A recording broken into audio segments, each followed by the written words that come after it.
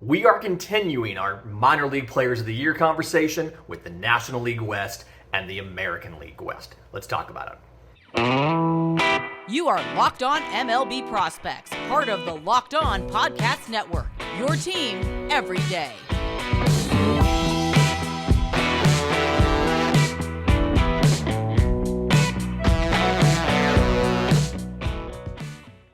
Yes, welcome on in to Locked On MLB Prospects, your home for all things minor league baseball. I'm your host, Lindsey Crosby, baseball writer and podcaster. Thank you for making this your first listen every single day. And it's been a great couple days of going through some of the best performances in every single minor league organization.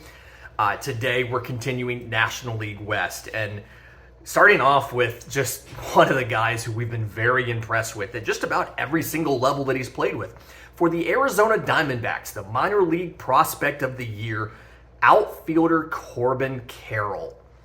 2019 first rounder out of high school, obviously lost 2020. He's had some injuries and things like that. And yet, despite that, fantastic season to the point where he got called up in late August. So, 93 games in the minors this year, 307, 425, 611. 24 home runs, 31 stolen bases, 67 walks to 107 strikeouts. So, struck out more than once a game, let's acknowledge that up front, but had, two-thirds the amount of walks that he had as of strikeouts. So, you like the ratio there if you can bring the strikeouts down just a little bit. And then 24 home runs and over 600 slugging percentage out of a 5'10", 170 frame. Something that obviously portends well for his ability to hit for power at the big league level. You have to assume, the kid was in high school 3 years ago. You have to assume there's still a little bit of physical maturation left there. And so just absolutely a scenario where I love that they called him up August 29th and that he got, a month in the bigs. Because to me, that's one of those things where now he's seen he can do it. His slash line over 30 games in the big league level, 260, 333, 480, 3 home runs, 2 stolen bases, 30 strikeouts to 8 walks. So struck out just under once a game. He's lowered his strikeout rate at the big league level from where it was in the minors. I think you're at a prime position for Corbin Carroll to be a Rookie of the Year candidate in 2023. So obviously you get the first round pick and you get all of the bonus money that comes along with getting an extra pick in the first round to help you go out and get talent in the draft. So love what Corbin Carroll's done. Elite speed plus defense. Looks like he's going to be just the next young position player to come up for the Diamondbacks and make an impact at the big league level. And I was saying this, I've said this every time we've talked to Millard from Locked On Diamondbacks. I really love the young core of this team over the next couple of years. I think that they've done a lot of work, bringing in a lot of fantastic players. So, Corbin Carroll, Diamondbacks Prospect of the Year. The Colorado Rockies, a couple options here. Adel Amador is who Baseball America picked. I've seen some other. Somebody said Michael Toglia. To me, it's Ezekiel Tovar. Okay, 2017 IFA, and this year 71 games. I think that's why some people didn't pick Ezekiel Tovar, as he only got 71 games in the minors. 319, 387, 540, 14 home runs, 17 stolen bases, 27 walks to 66 strikeouts in 71 games. But the big thing here is, one, the positional versatility. Playing shortstop. The Rockies haven't had a star shortstop, I feel like, since Troy Tulowitzki. And so it's something that they definitely need.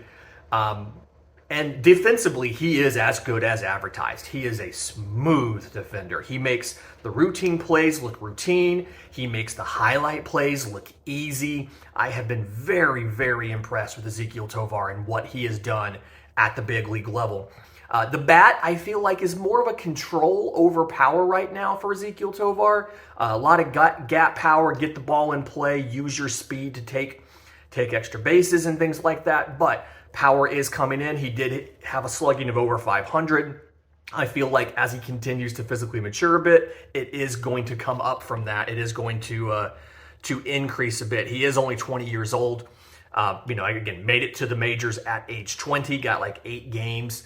I see him as a guy who, depending on how his fall goes and his spring training, will either start at the big league level or AAA next year. He only got 5 games in AAA. He had most of his time this year in AA Hartford with the Yard Goats. So they have the small sample size here to see how he can do. But either way, one of the prospects that has just climbed up the system, I had him just barely in the top 10 to start the year. He's easily the number 1 prospect in the system now. It's hard not to pick Ezekiel Tovar for this. The Los Angeles Dodgers, tons of great prospects here. It's embarrassment of riches for one of the richest teams in baseball. I've got third baseman Miguel Vargas as the prospect of the year. So 113 games in the minors, 304, 404, 511 slash line, 17 home runs, 16 stolen bases, 71 walks to 76 strikeouts. So struck out nowhere close to once a game. Again, he 113 games, 76 strikeouts. Walked almost as much as he struck out. So that's why so a 300, 400, 500 slash line is absolutely fantastic from any position, never mind somebody who plays a third base. And then to go along with that, he's also played first, he's played second, he's played left field. A lot of it depends on where his future position. A lot of that depends on, one, what happened with Justin Turner. Does Justin Turner come back? Is he allowed to move on? What happens with Justin Turner? And then 2, how well does he clean up some of the footwork? He can play third base. I think defensively he's probably at best going to be average at third base. And so that's why they've tried him at first. Freddie Freeman's there. They've tried him at second. They've had him play some outfield. There's a lot of different options. But Miguel Vargas doesn't have incredible in-game power yet. I feel like he's got plus raw power. It's still manifesting in games, but it's good enough to give him a 500 slugging in the minors, in the high minors.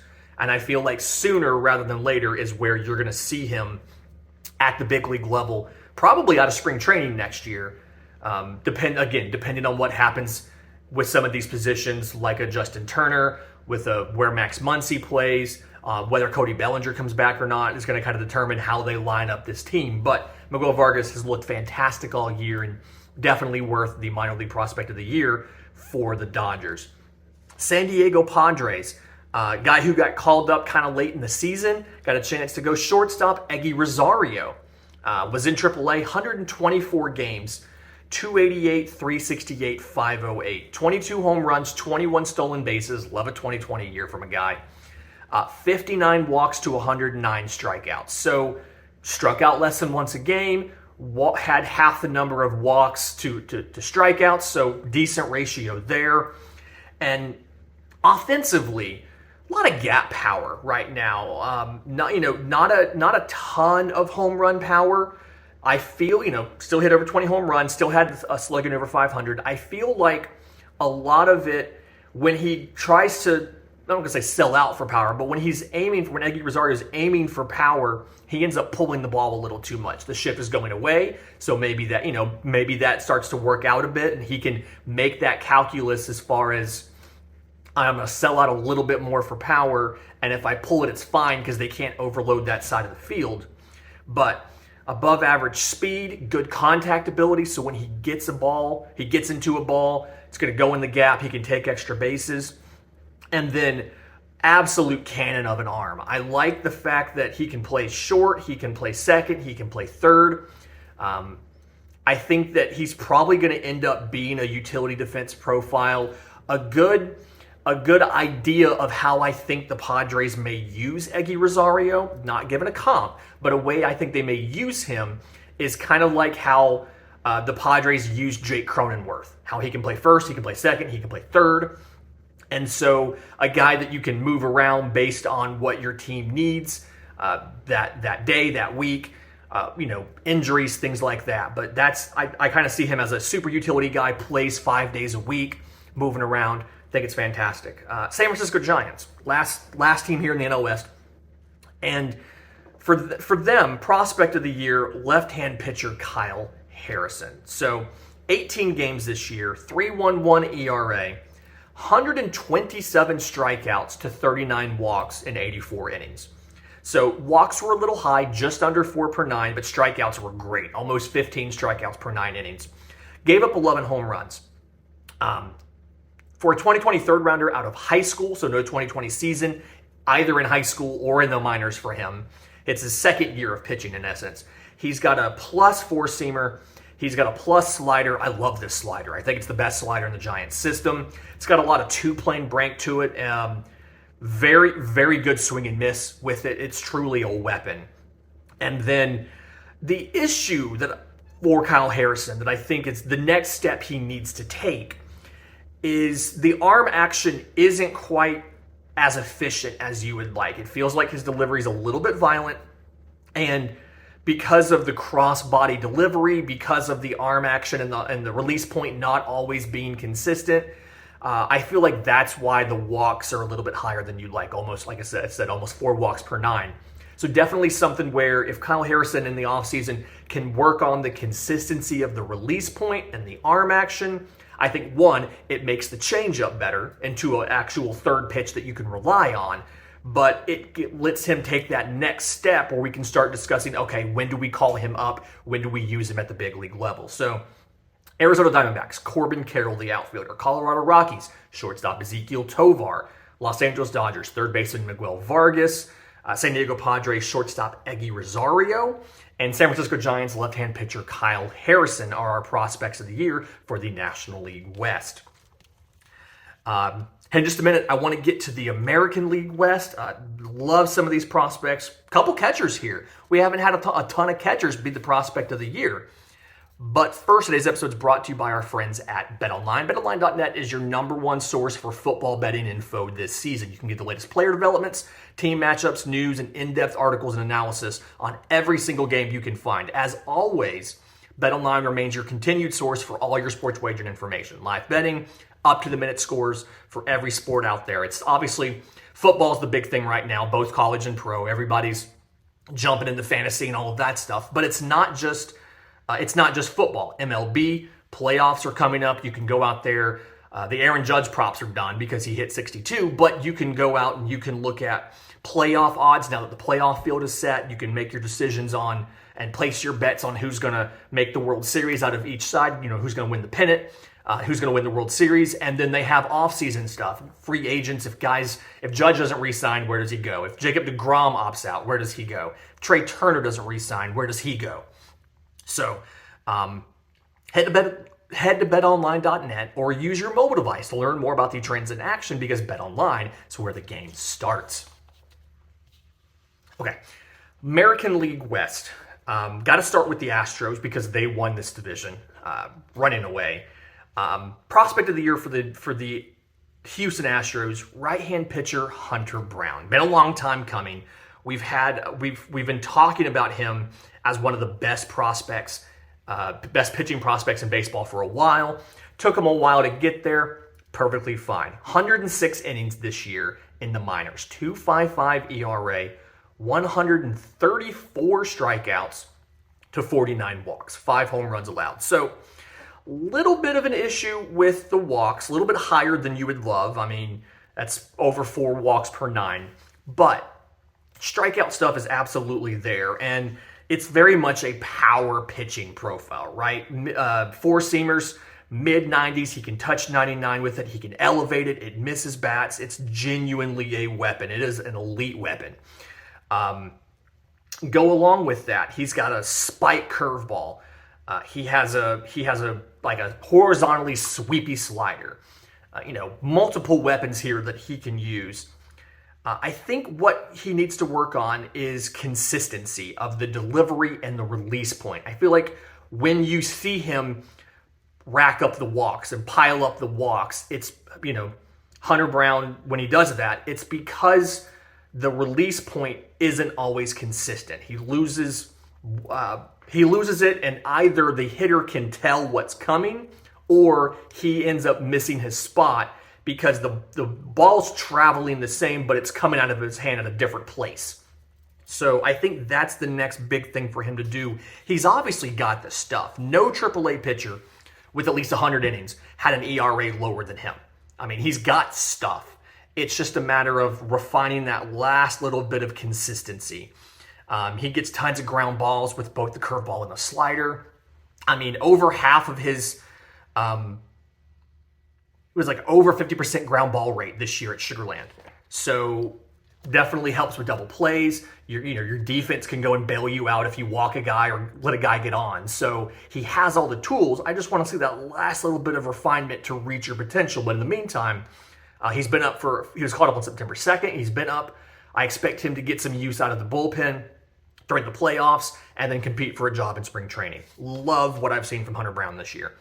Los Angeles Angels, one of the teams that has a catcher that we've been really excited about, Edgar Quero. So they actually went from having no great catchers to 2 potential catchers here because they traded for Logan O'Hoppe as well, who's gotten called up. But Edgar Quero, 111 games this year, 312, 435, 530. Fantastic slash line for a catcher.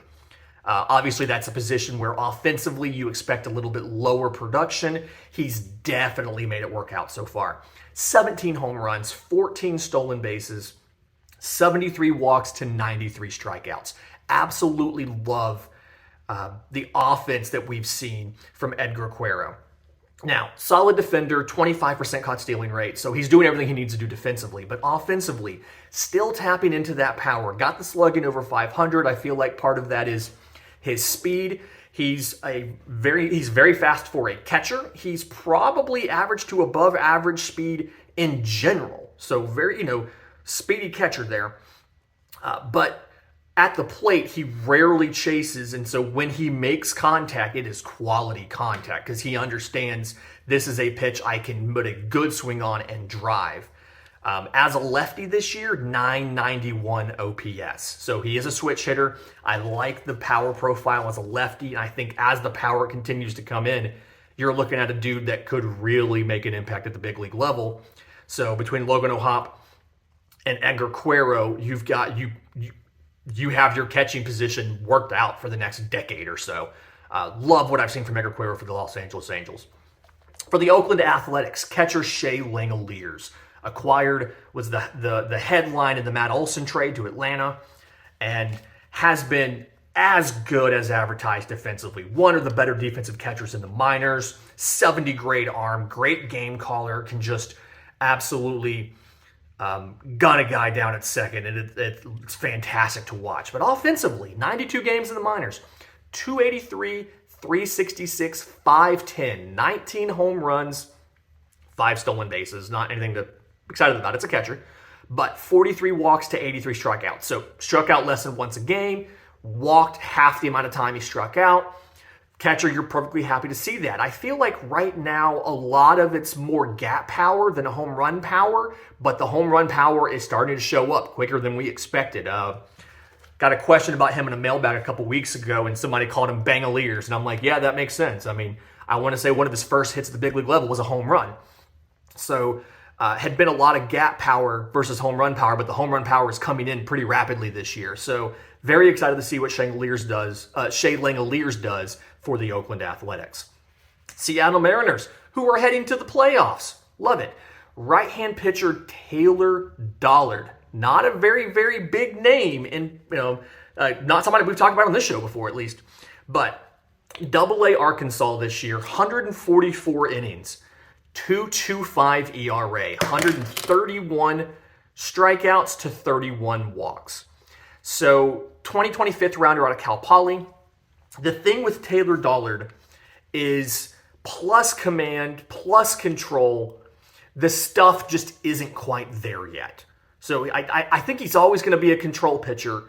The fastball is 93, 94, which is good velocity for a lefty. It's a little bit below average for a righty, but fastball 93, 94. Slider's a plus pitch, and that's really the star of the show there. Plus pitch is a slider.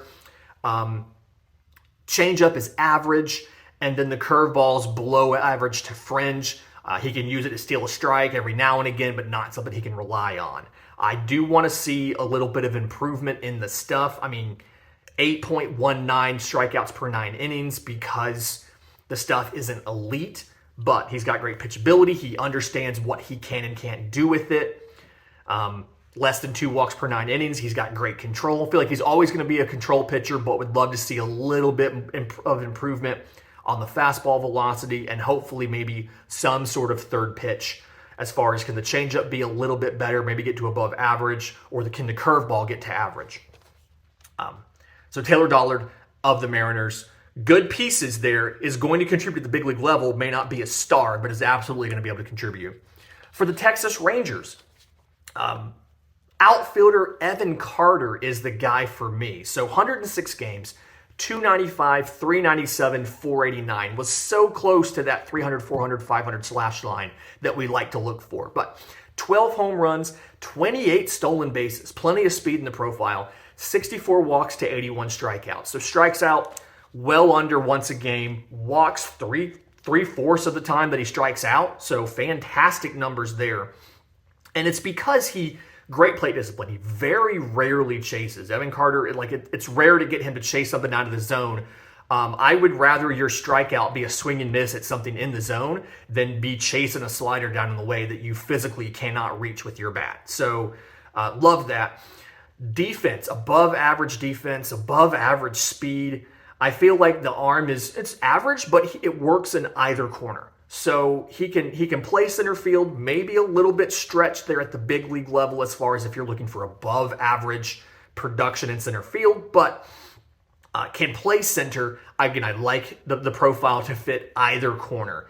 Power is coming in. I think that if he were to go back to the minors next year, you would see that slash line definitely be over 300, 400, 500 before you called him up. But either way, love what Evan Carter did this year. Very excited. And just another, he's obviously going to go back. He spent, 6 games in AA? But just another young, promising player in this Rangers system that has a bunch of them. In just a minute, we're going to get to our awards for the National League West and the American League West as far as the best position player and the best pitcher between these two divisions right here on Locked on MLB Prospects. And we're back. So, again, just recap as to who got these awards. National League West, the prospects of the year. Arizona Diamondbacks, outfielder Corbin Carroll. Colorado Rockies, shortstop Ezekiel Tovar. Los Angeles Dodgers had third baseman Miguel Vargas. I expect him in the big leagues next year. San Diego Padres had shortstop Eguy Rosario. Was in the big leagues the end of the season, but was a utility guy. I hope he can get actual playing time next year. And San Francisco Giants left-hand pitcher Kyle Harrison. For the American League West, right-hand pitcher Hunter Brown for the Astros, a guy that got some starts at the end of the year, got some bullpen time. Los Angeles Angels catcher Edgar Quero, not ready for the bigs yet, but you called up Logan O'Hoppe. You have some time to continue to work with him to get that power to fully come in. Oakland Athletics catcher SheaLangoliers got plenty of time at the big league level this year. Seattle Mariners right-hand pitcher Taylor Dollard. Love what we saw from him as far as pitchability, command control. Just wanted this stuff get a little bit better. And then Texas Rangers outfielder Evan Carter. Very much see him be a guy that is able to make an impact quickly next year. Not giving a comp here, but saying something like what Michael Harris did, coming back in AA, opening the year in AA, and potentially being able to jump straight to the bigs from there. When you're looking at the best position player of these 10 guys, I've got to give it to outfielder Corbin Carroll. Had a fantastic year as far as minor league production. Had a really good showing in the big leagues as well, over a 30-game sample. We'll still have rookie eligibility next year, and I absolutely feel like he is probably, as of right now, one of my favorites for the National League for Prospect of the Year, or for Rookie of the Year in the National League next year. Pitcher, I'm giving it to Hunter Brown. It was between Hunter Brown and Kyle Harrison to me. And I like Hunter Brown's weapons more. I like the fastball and the spike curveball. I feel like both of them are plus pitches and are weapons for him. And then the slider may be a little bit better than Kyle Harrison's third pitch. And so Hunter Brown, very excited to see what the Astros do. Obviously, you've got questions about who all is going to come back. You've got a good core, though, with Framber Valdez and Christian Javier and your Quiddy and a couple guys there, but questions as far as who's going to be back. Hunter Brown can easily step into a role and contribute at the big league level next year. Stay tuned. Tomorrow we are naming our first team first team prospect team. So we're going to be talking about at each position who is the best prospect this year, as well as giving out awards for prospect of the year, for position player prospect of the year, pitching prospect of the year, and rookie of the year at the MLB level for both the National League and American League. We're doing our award show tomorrow. If you've made it this far in the video, do us a favor, like and subscribe to the show on YouTube. Really does mean a ton. If you've made it this far in your audio app, go out to the podcast app of your choice and leave us a review. Let us know how you feel about the show. Let us know anything we should change, anything we should improve on. We're going to have a survey come out probably at the end of the baseball season, the end of the Major League season, to ask a lot of those questions about how we should structure the offseason. But until we talk tomorrow and give away these awards, this has been Locked on MLB Prospects.